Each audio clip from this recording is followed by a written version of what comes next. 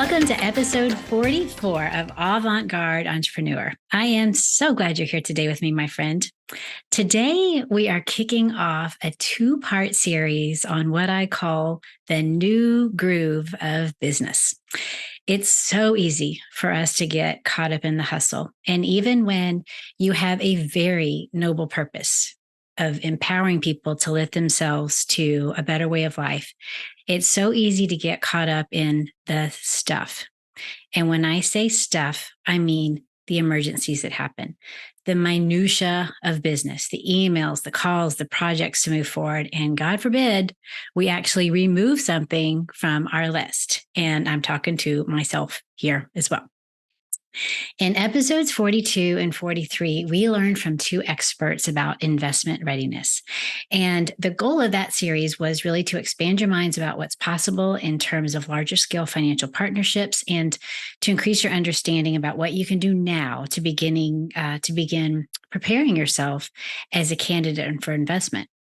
But aside from the technical things that we learned from Don Simmons and Jeff Schaefer, our guests, we also learned the incredible value of taking time to recharge and having trusted people in your life who have permission to speak into your life when you start getting a little too far out of balance. These are two people, our two guests, who have lived in the extremes, and they have seen it in others as well. And while the being is something they're both sorting out for themselves, they know that the end of the spectrum, they know what that looks like, and they don't want to be on that because it leads to one thing: burnout. So as you begin mentally preparing and mentally wrapping up this year, it's hard to believe it's the end of the year, and preparing for the next, I'm bringing two very special friends on the show to be that voice in your ear besides me that gives you permission to really slow down and get clear on what's really important to you. And I mean you, not your team, your parents, your kids, your beneficiaries, or your business, but you as a person. Our first guest today is my good friend, coach, and podcast producer, Ginni Saraswati. Yes, Ginni and her team at Ginni Media are the reason why this podcast even got off the ground to begin with and also gets out consistently. I just love her so much as a friend and as a fellow human that I often forget her many accolades. She's the host of two podcasts, The Ginni Show and PodPops. She's been featured in some really famous publications like Rolling Stone, Entrepreneur, and Fast Company. And there are so many reasons that I could have had Ginni on the show. You would not believe the questions that I had that I thought to ask her. She's an incredible multiple business owner, coach, leader of a multinational team, and a tech whiz that's on the cutting edge of trends in media. But what I want you to hear from Ginni is not about what she does as much as who she is and the mindset she carries that helps her navigate it all. I feel like Ginni really has this gift of being successful in business, but not letting it run her life. And my guess is that by listening to Ginni, you're going to give yourself permission to slow down a little, and you're probably going to laugh out loud. So Ginni, thank you so much for being here today. Thank you, my friend. That was a beautiful intro, and I'm equally as excited to be here. And I'm like, wow, I'm like, I want to be her friend just after you said that too. But your intro about talking about the various stages of business, that I felt like you were speaking to me there. Like, I know this was for the audience as well, but I'm like, oh wow, that's so true. But thank you for having me. I'm delighted to be here on the other side. I've been so looking forward to this. This is going to be so much fun. Yeah, it already has been fun. So Ginni, tell us a little bit about yourself. Where did you grow up? This is an interesting story, Trish. I feel I kind of gloss over this part in a lot of the interviews, but because this is Avant-Garde Entrepreneur, I feel like we can give Sri Lanka now the center stage, right? Yes. So I was born in Sri Lanka. So my family, all from Sri Lanka. My parents were born in Sri Lanka. They're from different parts. So I was born in Sri Lanka, but I was raised in Australia, hence my adorable accent. So when like being born into this family, my mum was actually the breadwinner. My mum worked at a bank. She had the privilege of going through education. She graduated with honors at a university, and my dad was a clerk. He didn't actually finish high school, but it was very rare to have the woman be the breadwinner in the family. But in my family, it was a case of my mum.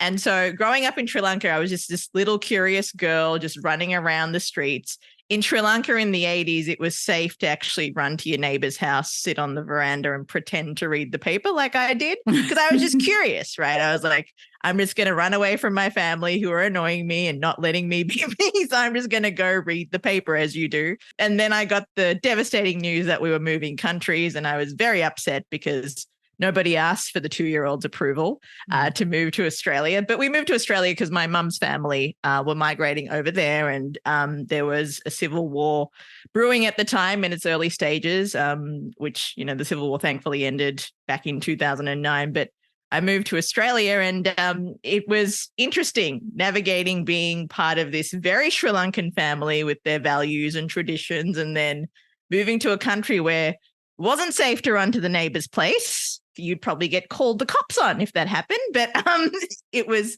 a very different adjustment for me moving to Australia. And it took me a while to kind of settle in, get used to how people look different. Because, you know, through a 2-year-old's eyes or a 4-year-old eyes, as I was growing up there, I'm like, people look different here. And then it gets to a point where like you're just used to it, right? You forget that you're different. Sometimes, even though you forget that you're different, you're still reminded that you are different with certain parts of yourself. So that's where I grew up. Trish, Sri Lanka and Australia, Melbourne, Australia.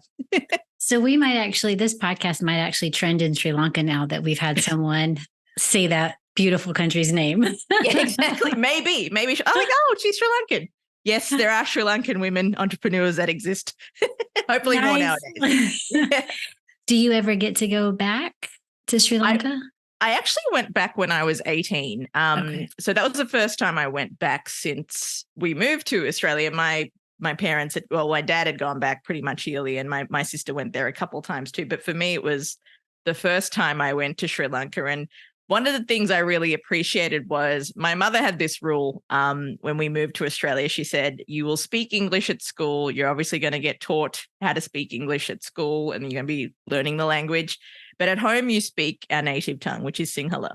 So I really appreciated that for a number of reasons, because when I went back to Sri Lanka, I could actually communicate with my mother's friends, the relatives, and there was a connection point there. We could talk about things. I could experience the culture and learn about the culture in different ways, and back to the roots of, you know, who I was and where I came from. And I think the other thing I appreciated was, you know, going back to Sri Lanka, being raised in my mother, you know, putting the Sri Lankan and Sinhala values in my sister and I. A lot of the comments we got from relatives was that, oh, you don't seem like a foreigner. And I'm like, I don't consider myself a foreigner. It's like your hair is still black. You know, I think they expected me to like shave my head and have tattoos or something. Or I don't know what foreigners do, but what they said was like, you don't actually look like a foreigner. You can still speak Sinhalese. And that's something that they were really happy to see as well. Mm-hmm. So I do want to go back there. I know that now it's gone through its troubles financially and economically, but I would love to go back there and kind of see how it's changed over the last 35 years, you know, since I probably couldn't run next door, Trish, and sit on the neighbor's porch. I'd probably get the same thing. And they're like, who is this large adult woman sitting on this chair? I probably couldn't do the same thing. And I think we have different neighbors now too. But yeah, we'll have to see. I'll let you know how it goes. This is going to be so important to, you know, I think about, I grew up in the same, you know, spent most of my years in the same town. But when you, especially as you get into adulthood in your 20s and 30s, and you're really kind of cementing your identity and who you are, you know, where you came from is such a big part of that. So that had to be really helpful for you, not only to grow up with your Sri Lankan values, but also to be able to go back and have that consistency. Exactly. I think also the consistency of it, and also sometimes it's a part of your culture that you can't ignore. Like when your mother is constantly feeding people and, there's aromas coming out of the place when you have friends over, they're like, oh, wow, you're reminded you're Sri Lankan, even though you try to escape it. It's like, well, we can smell the chicken curry. I'm like, okay, fun. Oh, it's so fun. So you made it from a small town in Sri Lanka where you could run and sit on your neighbor's porch and read the paper. Yeah. And now you live in New York City.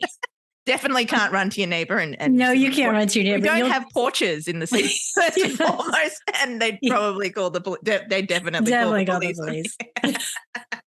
Yeah, it's weird thinking about, coming from a whole country of 20 million people to moving to a city that has half that amount of people in there, right? When you think there's like 8 to 10 million people here in New York City, it's it's a beast in New York.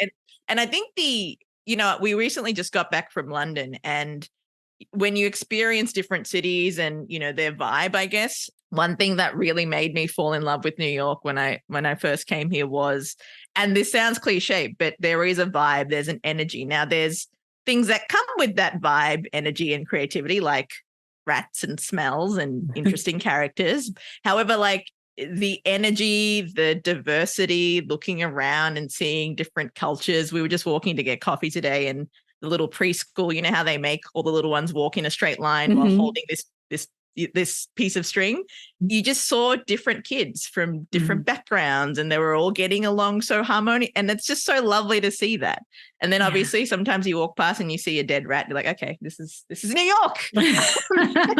But it is an amazing city, Trish. And I think the images, it's a very photogenic city, I think. But the energy, I think, isn't always captured until you come here. It's such an amazing city in that way. It seems so glamorous when of course, what we're seeing is from not TV so much anymore, but from media and movies and YouTube. And it seems like so glamorous and something that so many people aspire to. It's like the dream for so many people. Does it feel like, obviously you have that high energy, but does it just feel like home to you? Just like, I don't know how to say it. Unless people are watching me on YouTube, they can't see my face, but just this feeling of contentment and like your space.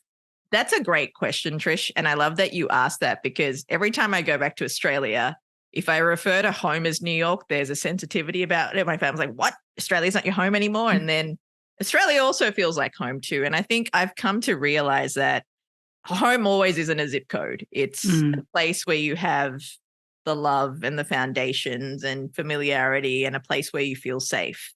So I think in terms of, living in New York full time, it is a home, and it's my main home. Now it's where I pay taxes.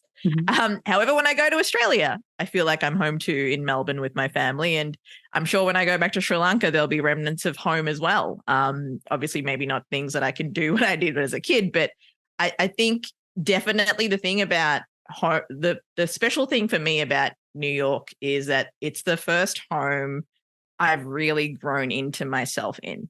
And I think that's what makes the city and this place so special to me. It's the first place I've been able to really go all in on my dreams. I've been able to really grow into who I was and leave all those restrictions behind that I thought I had to have. And there were some family values there too that I think for some time, as beautiful as the Sri Lankan culture is, I think there was a part of me when I was growing up, especially being a gay girl as well. I'm like, in Sri Lanka, it's still a criminalized act, right? You get 20 years imprisonment for being gay. Oh, wow. So I think there was a part of my culture growing up that I was kind of forced to embrace, because my mom's like, we're doing this now, or this is what we're doing. And then another part of me where I kind of rejected it, because I'm like, this means I can't be completely who I am. And coming to New York, as I said before, there's all sorts of characters here. They really embrace individuality here. And I think that kind of gave me permission to be like, just go all in on what you want to do and who you are. And I think that is the beauty of the city here. Yeah. It just gives you a permission to just be you. Just be in all its glory. A friend of mine, we were talking the other day and she mentioned something that really resonated with me. She said, I'm not going to get the words exactly right, but the context was, we live based on what we think we want all these years. And then you get to the point where you realize, I don't actually want that. Yeah. And it sounds like that's what New York did for you. It gave you that space to just breathe and be who you are and let go of what was not really for you anymore. Yeah, because I think in a Sri Lankan family, it's often talked, and I joke about this too. There's three career paths: you're doctor, lawyer, or engineer. And it's funny, like we all make fun of it, but the reason why it's those three career paths is those three career paths were guaranteed affluence. It was also guaranteed success, and also gave what I call our brown people something to brag about. It's like, well, my daughter's a doctor, and brings our marriage credibility up by 400 points. But I think when you look at those career paths, you kind of feel you're like, okay, these are my options. But then when I'm a certain person, thankfully I'm not a doctor. I don't think you'd want me operating on you. Wasn't very good at science. I didn't particularly like science. I am not smart enough to do any of the things the amazing doctors do. Engineer and lawyer, you wouldn't want me defending you in a courtroom. I'd just make jokes, and you wouldn't want that at all.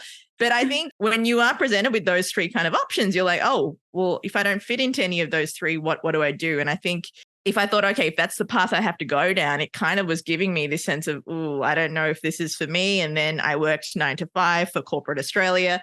Again, didn't really feel like me. And I think coming here and just doing what I wanted to do with the freedom and the way I wanted to do it, I'm like, this feels more like me. I can just lean into my day how I'm feeling, and creating that freedom for myself. And as cliche as it sounds, I think, when you think of remote work or starting your own business, a lot of people start their own business for freedom, not because they're like, oh, I just want to do what I want whenever I want it. That is one part of it. But the other part of it is the stress that it eliminates of needing to be somewhere at a certain time for someone, dealing with corporate. There's so many things involved. And I think, moving to New York was one of the things that helped me realize, hey, there's another way of working that works for you. It's not the only way of working that you've been shown. I think that a lot of the listeners can probably identify with that, because many of them, becoming a social entrepreneur is not the thing they talk about when they're 3 or 5. It's also the doctor, lawyer, engineer. Yeah. And many of them have chosen a different path than what their families would have wanted for them. Probably their marriage credibility or their dowry went down. Exactly. But they chose it. And I think a lot of them sometimes have doubts, especially on the tough days of like, wow, did I do the right thing? And I appreciate you sharing that part of yourself, because I think it's encouraging for people to hear that, to stay on your path. I think the other part of it is the kind of cultural, I don't want to say ancestry, but there are cultural traditions, beliefs, expectations passed down. And it's obviously history plays a part in it, options for women, different things play a part in how you're raised. Like you can only work with the tools you're given, right? And I think that limitations sometimes are placed on cultures that are in developing countries for that reason. It's like, I almost feel guilty wanting something different. And that's like a whole other thing you've got to work through, right? Oh, I want to do something different.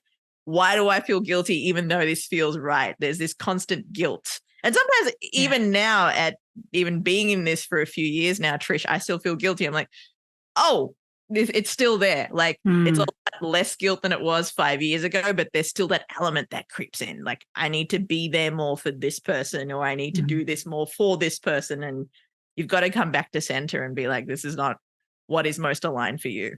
Yeah. So first of all, you were in Australia and now you live in New York, and you started Ginni Media. Can you give us a little bit, can you bridge the gap between what was happening in Melbourne and your life now with Ginni Media? Absolutely. So in Melbourne, I was doing a radio show on and off for 10 years. So I knew I loved radio. That was one thing that was a consistent in my life. It was great because I got to meet different people, connect with different people, go to these crazy events, which was awesome because you really got to be a reporter, right? I got to experience a New York City Pride for the first time. It's interesting because it took me, New York City Pride, the first one I went to took 7 hours and it was still going, right? Took me wow. 45 minutes to get to that Pride event where I had to do like roving interviews. Mm-hmm. The Pride in Melbourne went for 45 minutes in total. So the time it took me to get to New York City Pride, Melbourne Pride would have been over if we did that. So it was like a different experience for me. So I knew that I was naturally a curious person. I loved hearing people's stories, where they came from, because, I came from a different place to end up to where I was. So I was always curious to hear about people's stories, why they are who they are and how they got there. And so that was a consistent at the time. But on the side, I was doing my day jobs, which was I was working for commercial radio in Australia as an account manager. So I was looking after ad revenue. Wasn't very me. And, I think I was trying to fit into a corporate success mold that I was like, okay, so I can't be a doctor, lawyer, or engineer. I'm going to go the executive route. And an executive route it didn't feel right for me in the context that I was pursuing it, right? I think I was the responsibilities was one thing, but also just the demand. It just wasn't me. And I was very unhappy. I remember waking up every day thinking, I have to go to work. And I remember going to bed every day going, I have to go to work. And that is a horrible feeling to start and end your day like that every day. I have to go to work, that dread. I remember waking up going, when I quit this job, I never want to feel this way again. And, I worked through different things. And when I quit corporate Australia, I was like, I never want to wear a suit again. It's like, I never want to do this. And I quit. And it took me a while to kind of find my feet. I worked at a deli. I worked at a trampoline park. These are all fun jobs. Like I was like, I got to work with kids and jump on trampolines every day. Like that was a dream job for me. I got to be around deli meat. I could make myself my sandwiches during my lunch break. This is a lot of fun. But then I worked at an airplane construction company for a few years as I was getting back into radio, because I was a little bit lost there for a while. My mum got really ill. She started developing early stages of Alzheimer's, and we had to kind of organize care for her during that transition period. So it was a little rough for me, trying to figure out my life, but also, the role of parent and child as switch with my family too. So it was a time for me. And I think that was what kind of propelled me to be like, okay, now mum's settled. Okay, you now got a stable job.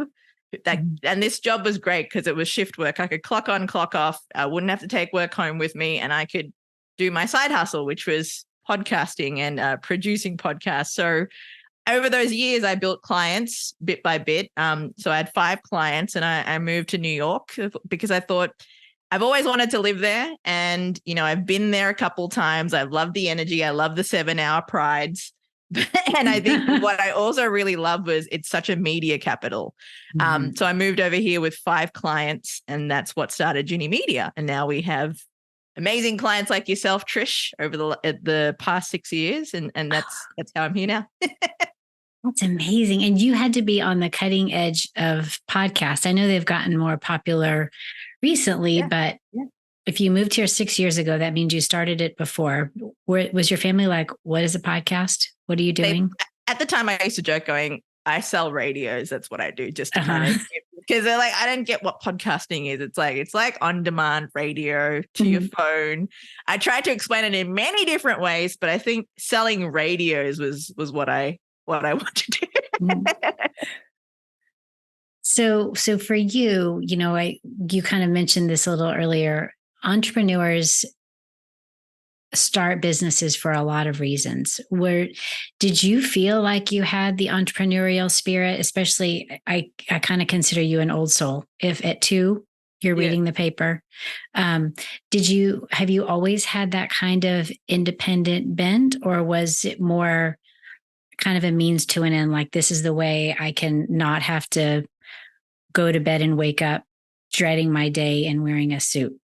I think it was all the things that you mentioned there, Trish. I think I didn't plan on being an entrepreneur. I stumbled into it. If anything, I just knew in my heart of hearts waking up with that feeling of I have to go to work, I have to be in a car, stuck in traffic, go to work, be at this meeting, which is pointless because we're just talking about how many times people have sneezed. We go back to work talking about how we sneeze. It was just the mundaneness and like, this just doesn't feel right to me was really what was at my core at the time. I'm like, wouldn't it be nice if I could have a bit of flexibility, if I could actually take myself to the gym and then come to work with a fresh mind, feeling like I've taken care of myself. And I was thinking, wouldn't it be nice to not be stuck in traffic? Wouldn't it be nice to work from home? Like these were 2010 thoughts of Ginni at the time. It's funny, like we're in 2023 and kind of the norm for people from working from home, right? But I remember 2010, I was thinking those things. I'm like, I've got to sit in traffic, pay tolls to be on this highway to get quicker to a place where, I'm not actually getting there quicker. So why am I paying these tolls? All these things were in my mind and I just knew I wanted another way of working. So, I tried the shift work. Shift work was great for the side hustle stages. And then when I moved here and I went all in on my business, where I woke up, took myself to the gym, or was building my kind of self-care, I felt that I showed up as me and I worked the way that worked for me, and that has brought success. So I'm like, well, there's something that's working here, right? If I'm financially, if you look at the bottom line, the amount of time I put in to what I do now, and then, what I did back then, and not even just financially, just how happy I am, how light I feel. It's just exponentially. I never go to bed now going, oh, I've got to get up, even though I probably have more challenges or more fires to put out than I did 10, 13 years ago. I don't go to bed with that feeling and I don't wake up with that feeling. And that for me is everything, because, there was a stat that I read saying that people just live for the weekend. That means 5 out of your 7 days, you're thinking, oh, I want it to be Saturday right now. And then Sunday happens. You're like, oh no, it's Monday tomorrow. I've got to start this all over again. So people are really only happy 1 day a week for the rest of their, that's heartbreaking. Yeah. So that's what I kind of think about too, like measuring your happiness, what brings you joy in life. Like if 1 day a week, that's 52 days in 1 year where you're truly happy. That makes me like, that's heartbreaking. And that was a life I lived too. So I know how heartbreaking it is. Yeah. And that had to be quite a transition, thinking about from 2010 to now, because your mom was a banker and the breadwinner. Like that was your model of what people did. And it wasn't that she did it in Sri Lanka, she did it in, Melbourne. So that had to be quite a mental and emotional and every way a transition for you, because that was what you were kind of wired for. And my sister became a banker as a result, because they're both fantastic at math. It must have skipped me as a gene. I think when it got to the second child, my mom's like, I'm out of genes for math. It's only thing. I'm glad it skipped you.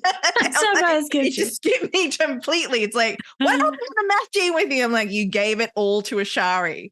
It was that stability and that status, because my mom she was a bank manager. She was exceptional with numbers. Even I remember growing up, she never used a calculator. She always would remember how much a packet of Jell-O cost. She'd write it down, and no calculator. She just added everything in 5 minutes, not even 5 seconds. It probably was. She was just very, very good at math. My sister is the same with finances.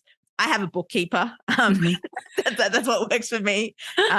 So I think, it's different when you're kind of carving out a path. And that's why I joke around with my family saying I sell radios, because to them, this is a new thing. It's like, what? You sit at home and work all day? That's how you make money? What are you doing? You're in your pajamas? like, yes, I am. And it's fun. Ginni, do your hair. Like, no, why do I have to do my hair? Exactly. It's like, you don't even brush your hair. I'm like, no. Sometimes I wake up, get my coffee, and here I am after the gym in my glory. Yeah. So a lot of people see from around the world, they see American media, and they see like shows, and there's this hustle, especially a lot of the movies that are kind of left over from the 90s that are retreaded. And especially when they see New York and they really think of like, all the Wall Street movies and all this high flying housewives of, there's Beverly Hills, all that stuff. So we seem I think of from people outside the US looking in, we seem so hyper connected.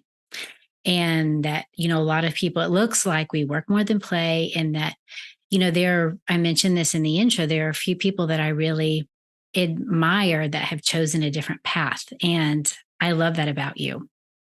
And at least from the outside, it just seems natural and graceful, and you just seem to balance your business and your personal life. And I know that there's always another side, but I feel like you're a very authentic person. And I know that you don't air all your dirty laundry, but you seem to kind of keep it in check. And that's really inspirational to me because it's easy for me to get caught up in the hustle as well. Yeah. So when we are talking to people who get all this information from the outside and America looks like it's one way, what is your perspective on this concept of balance?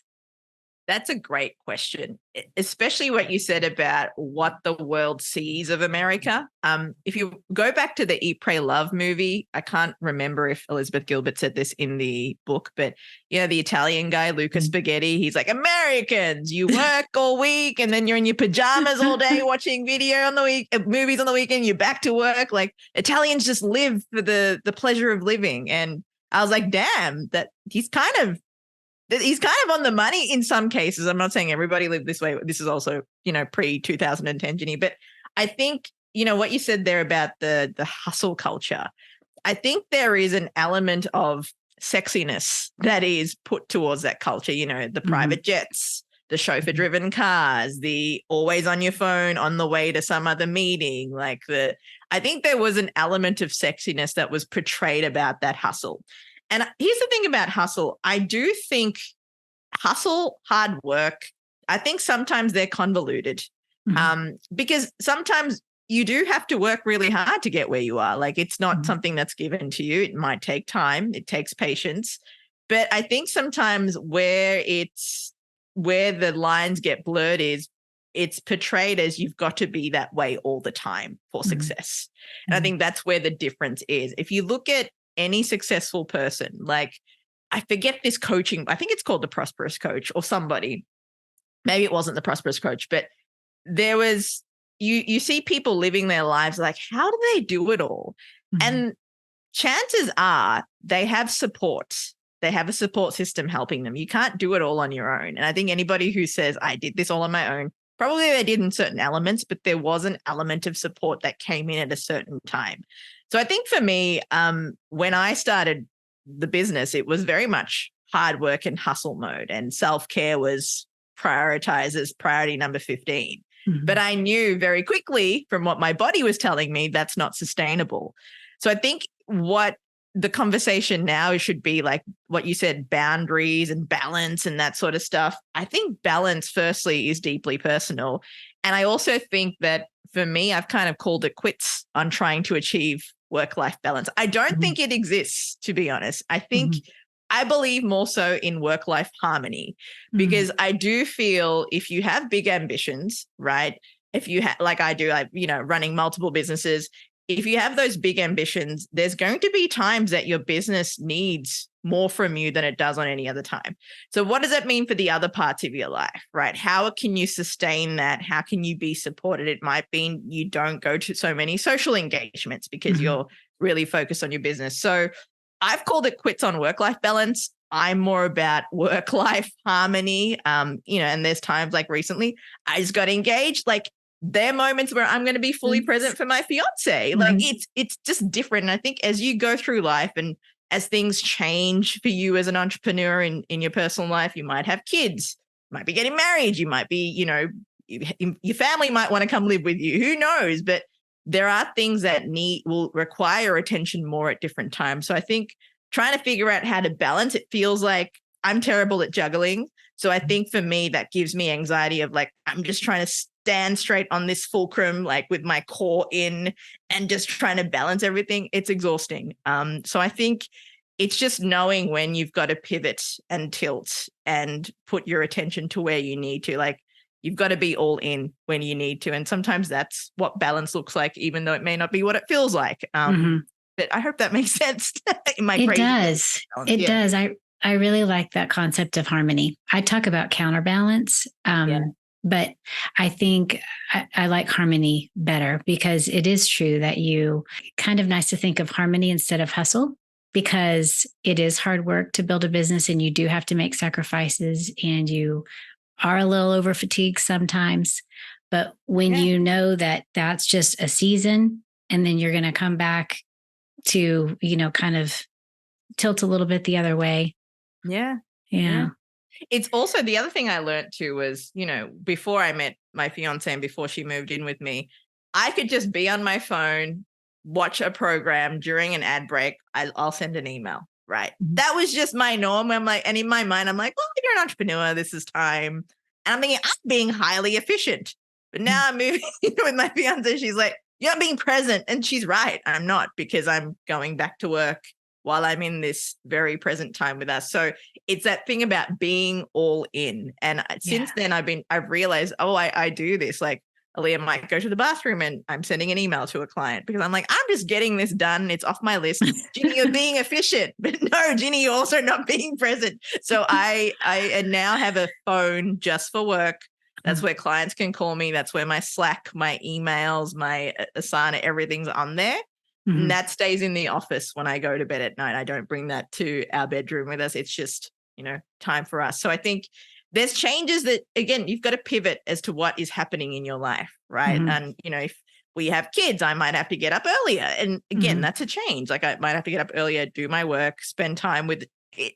It just depends where you're at in your life. And I think there's never this clean cut morning routine for everybody that, you need to do to set up your day. It can be just, hey, I'm just going to go for a walk around the block, have my coffee. That's my me time. It's honestly, it's just constantly changing, constantly adjusting, because life is constantly changing and we're constantly adjusting, right? Yeah, so true. Yeah. Well, first of all, congratulations on your engagement. I was going to bring it up, but I am so glad that you did. That is super exciting. It just happened like last week or the week. Yeah. Are we the first, or am I the first person that you've talked with about it? You are the first person I've talked about him. So yeah, Trish, very, very glad that you are the first person to, and thank you for your congratulations. Sometimes when like these milestones happen, you're like, oh, I just got engaged. And then, it's tempting as an entrepreneur. You're like, I've got to get back to that. So I'm like, but no, be in this a little bit. Like, just got engaged. This is exciting. Yes, I agree. I remember that feeling distinctly when I got engaged.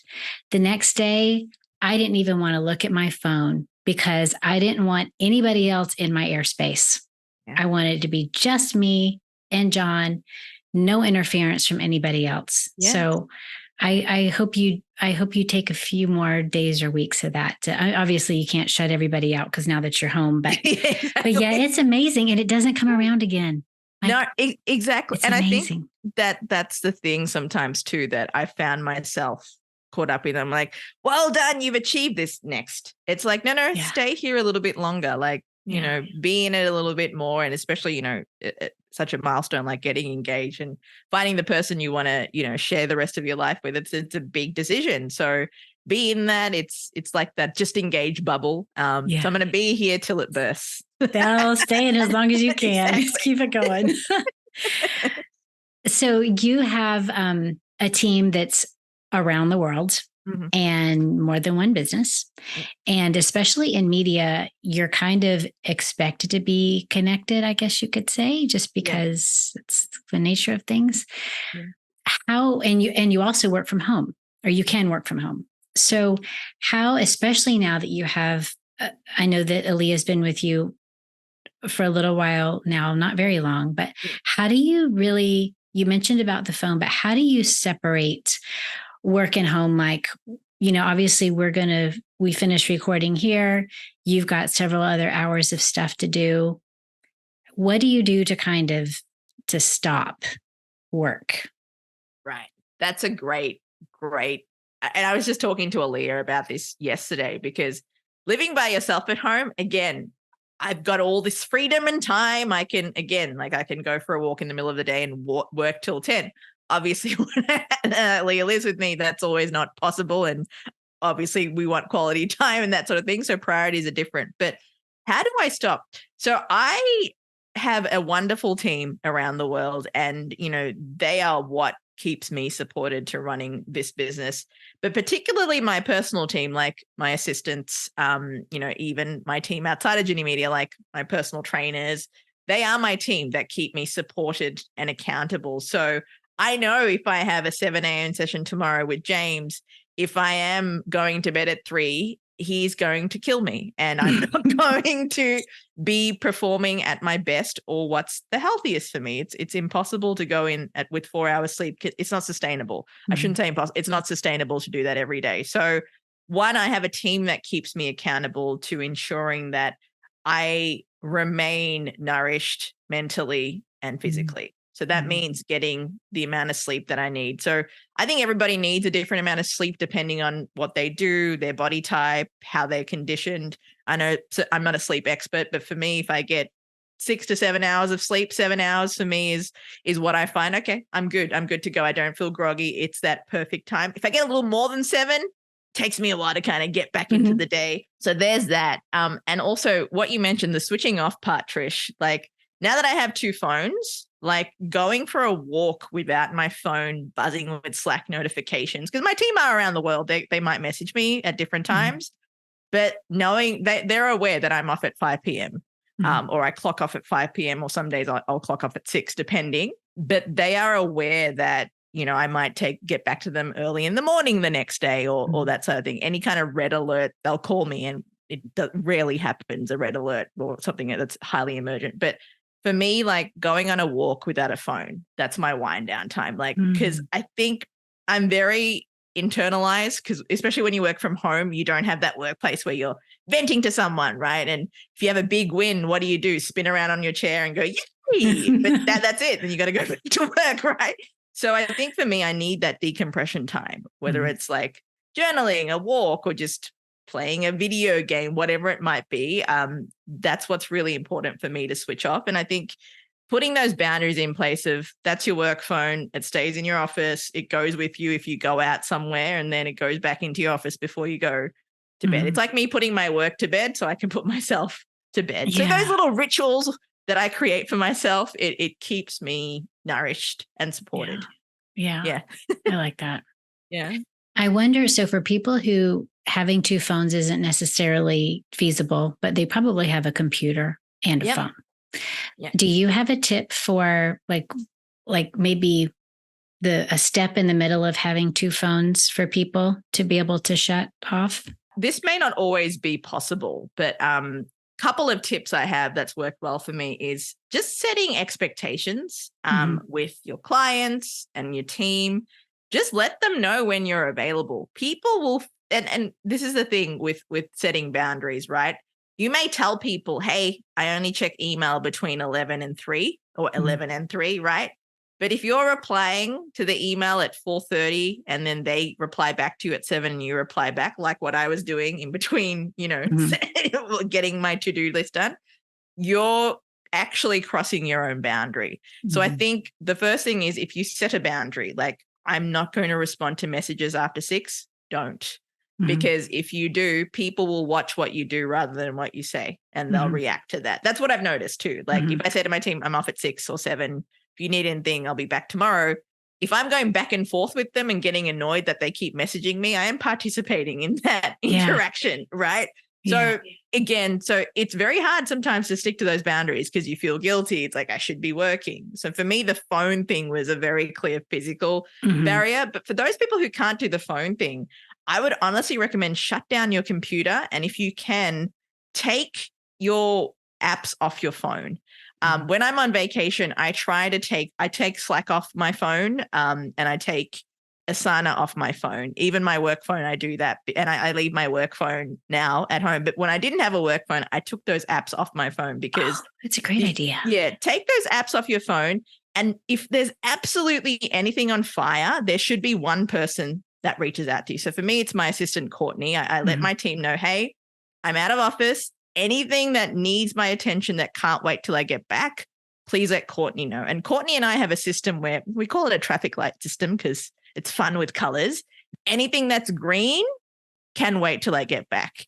Anything that's amber, she's not sure. She's like, I'm not sure if this is urgent or not. And anything that is red needs to be done that week or that day. So she'll only contact me if there's red alerts. And if she's not sure, she'll contact me anyway. But that way I'm not getting 10 messages from 10 different people. It's just the one person who's keeping account of what needs to come to my attention. So that really helps too if you have the luxury of that. I know another hack that one of my coaches taught me was that in her out of office message, she'd be like, any email sent to me during this time will be deleted. If they're urgent, send it to my assistant. Great idea. Exactly. Because, you get back and you have 90 emails you have to go through, right? Yeah. So she left a message saying any emails that are sent during this time will be deleted. Either resend to me when I'm back or contact my assistant if it's urgent.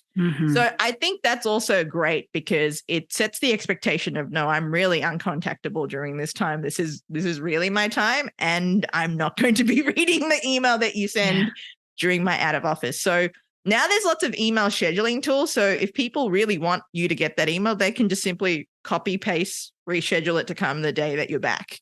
So you get the email the day that you're back. So that's also a really handy hack as well. Those are great ideas. So take the apps off your phone. Yeah. If you have a computer and a phone, turn your computer off. Yeah. Have someone, so I can see how this is really useful, even if you don't, or have one person who's the point of contact. And I can see even for people who don't have an assistant, a formal assistant, whether it's a manager or a mom or a best friend or somebody who's that one person that can touch you, but nobody else. Yeah. And then I love the idea of the email with reschedule that it's on other people. They can reschedule. It's not that big of a deal. Because you've told them, right? You've set that boundary and you've deleted it. And I know that sounds very, very clear cut because some of you might have VIP clients that you're like, no, I can't do that.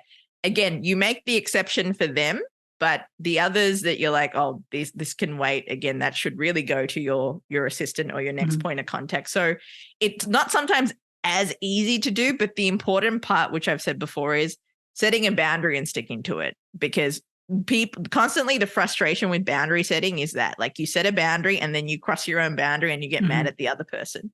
Yeah, when it's what us. Happens. Yeah.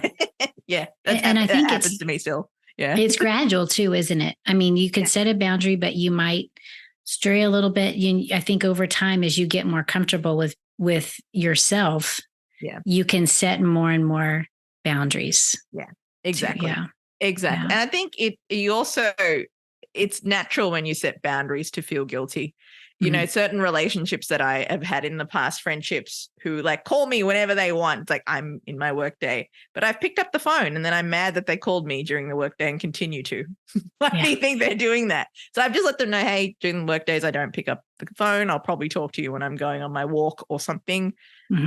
Again, it's just something that it may feel like, oh, and I did feel guilty when I started doing them. Like, but what if they really need me? I'm like, well, if they really needed you, they'll call you twice and it'll be urgent, not to have a chat about, oh, I'm doing this. I have this great idea for you for a business. I'm like, I'm running this business. Exactly. Oh, exactly. That's an ambush. I know, right?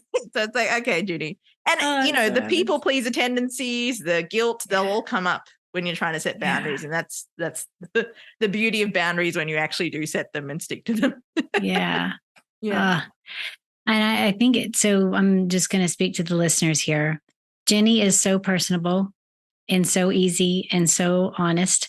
She runs big businesses. So this is really great advice. Really great perspective, Ginni. Thank you. Thank you. Thank you very much. I've loved this conversation. It's great to kind of get into the weeds of what it's about, setting boundaries and Sri Lanka. Yeah. Also.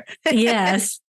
So when we talk about, I don't want to keep you too much longer, but I have a few more questions, the things that I want to know for myself. And I think other people will like to hear too. We've talked about kind of harmony versus balance and setting boundaries. And I know that you want to have a viable business and healthy relationships, especially with your wife to be. Yeah. What does success, considering all this, what does success look like to Ginni? That's a great question. I think success to me has changed a lot, because I thought success was, oh, I run my own business, I don't have to work for a corporation. Yes. Mm-hmm. I'm like, actually, no, that's not what success is to me anyway. Mm-hmm. And I thought, oh, it's running a company with 4,000 people. Again, not what success is to me. I think for me, success is feeling a sense of freedom and peace. Mm-hmm. And I guess a sense of contribution and adding value in those moments consistently throughout your day. I don't always feel that way, right? I don't always feel happy and light and peaceful. There are moments where I don't.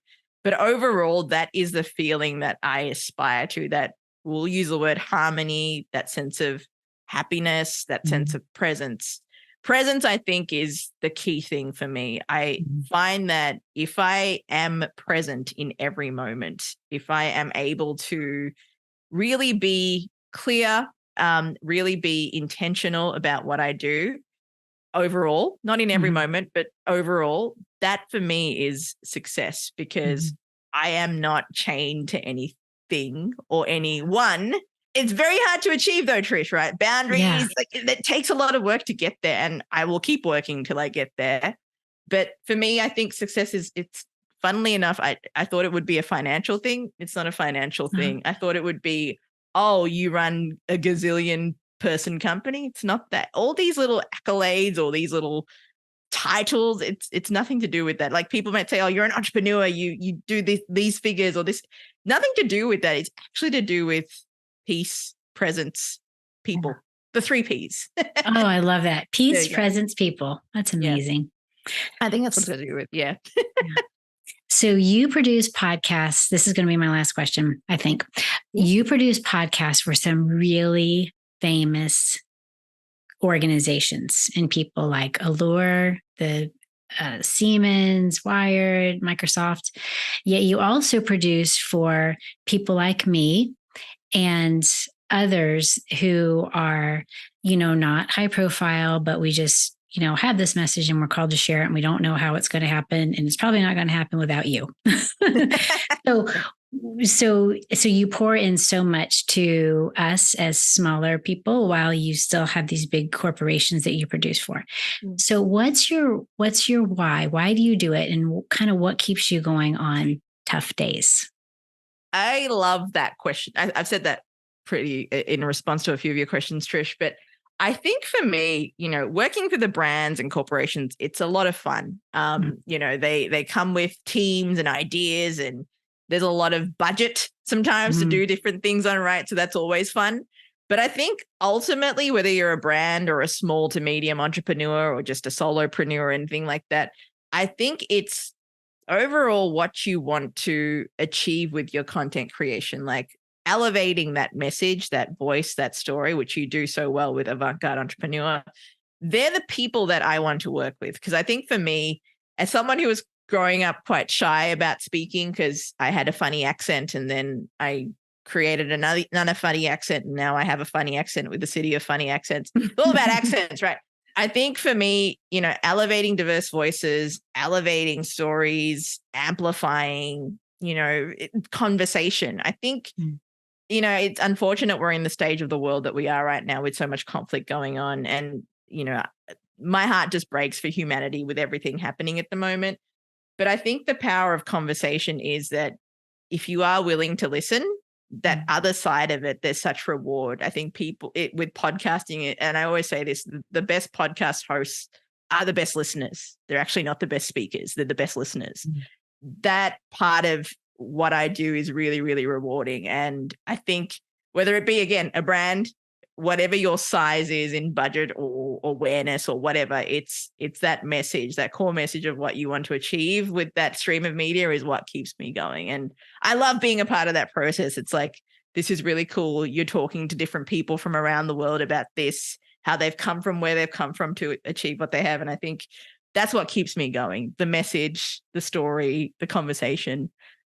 That's awesome. Oh, yeah. Ginni, thank you so much. You absolutely make a colossal contribution to our planet. I can say that from my perspective personally, working with you and your amazing team, as well as the other people that you have ushered through this process of not just starting a podcast, but keeping it going. And that's not to mention all the other businesses that you do. So you make a huge contribution. And I am so excited to have you as a friend and to have you share your heart with us today. Back at you, Trish, and thank you for creating such a space where I'm able to share so personally and authentically. So thank you, and big love to you as well. Oh, thanks.